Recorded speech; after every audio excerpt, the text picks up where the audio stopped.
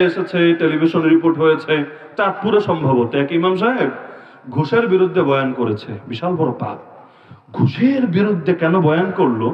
এজন্য ইমামের চাকরি তো নট হয়েছেই, ওই ইমামকে তার পদে বহাল রাখা হোক এজন্য কথা বলায় 4 পরিবারকেও এক ঘরে করে দেওয়া হয়েছে। তাহলে আপনি চিন্তা করেন, ঘুষ পাপ, এটা যে ঘুষ খায় অস্বীকার করবে, এজন্যই তো ঘুষটা হাদিয়া নামে নেওয়ার চেষ্টা করে। খাম দিয়ে নেয়, এমনি নেয়, অমনি নেয়, বিসমিল্লাহ বইলা নেয়, আবার এই সেই বহু তখন তদবির করার চেষ্টা করে যাতে করে ঘুষটাকে একটু ইসলামাইজেশন করা যায় আর কি। তো ঘুষ খারাপ সবাই মানে, তো ঘুষ নিয়ে বয়ান করার কারণে হুজুরের চাকরি পর্যন্ত চলে যায়। চিন্তা করতে পারেন আপনি বিষয়টা? আমার নিজের অভিজ্ঞতা আছে, যেগুলো তো বলবেন পত্র পত্রিকার কেচ্ছা, যে হুজুর একটু বাড়ানো হলো কিনা, কমানো হলো কিনা, পত্র পত্রিকা রাখেন। আমার নিজের অভিজ্ঞতা আছে।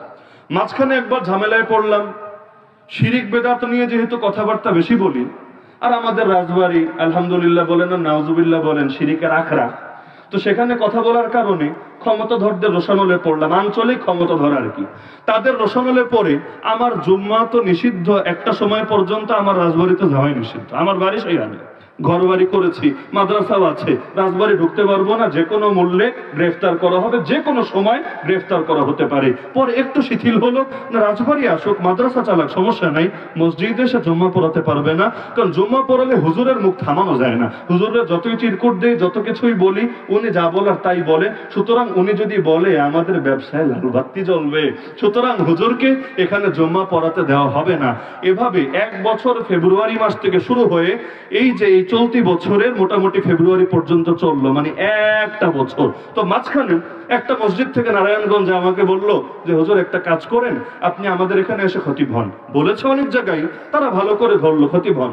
আমি বললাম না, আমি তো তাদের সঙ্গে ওয়াদাবদ্ধ, এবং যেহেতু তারা আমার বিপদে দুর্দিনও পাশে থেকেছে, আমি যখন কারাগারে তখন আমার বেতন জারি ছিল, তারা আমার পরিবারের পাশেও দাঁড়িয়েছে, সবভাবে সহযোগিতা করেছে। তাদের সাথে আমার আত্মার বন্ধন এবং পরিবারের মতো সম্পর্ক।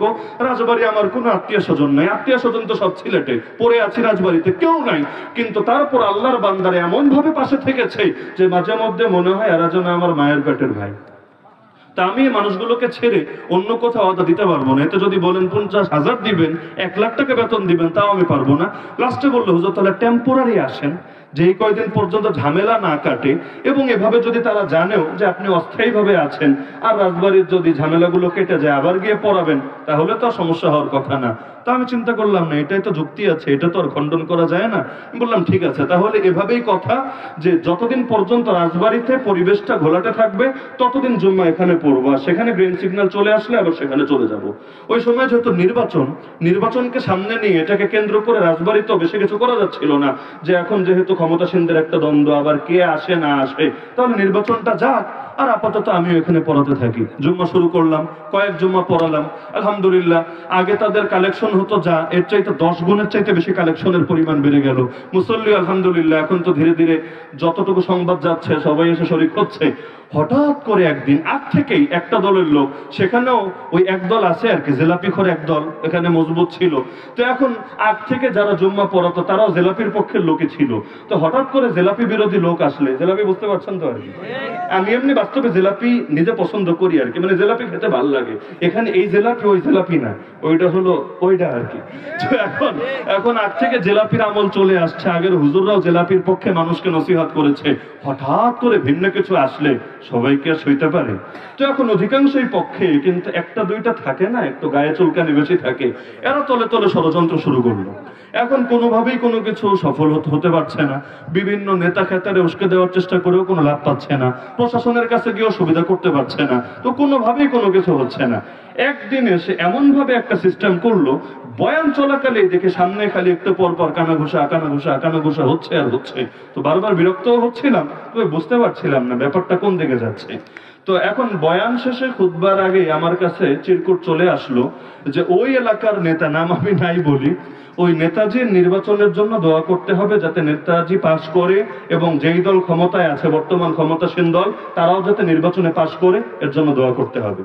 তো আমার তবিয়ত সম্পর্কে তো তারা ভালো করে জানে, না জেনে তো আর এত দূর পর্যন্ত আসে নাই। তো এখন চিরকুট আগে যে সামনে কথাবার্তা হচ্ছিল এটা নেই। কমিটি চাচ্ছিল না চিরকুট দেবে, কিন্তু সেই কোচি নেতা চাচ্ছিল, এবং বয়সে মুরব্বী আর কি, সে চাচ্ছিল যে কোনো মূল্যে চিরকুট আমার হাতে পৌঁছাবে। অবশেষে আসলো। এখন আমি দেখেই তো আমার যেটা প্রতিক্রিয়া জানুন, আমি ডাইরেক্ট বলেছি যে রাজনৈতিক কোনো দোয়া আমি করি না।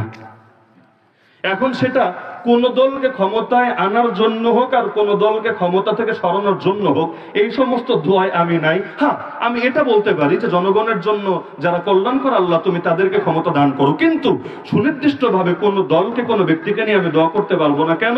কারণ আগামী সপ্তাহে যদি অন্য দল এসে দেয়, তাদের জন্য দোয়া করতে দিবেন? আপনার জন্য তো ক্ষমতা আছে বুঝলাম, কিন্তু আগামী সপ্তাহে যদি অন্য দল এসে চিরকুট দেয়, দোয়া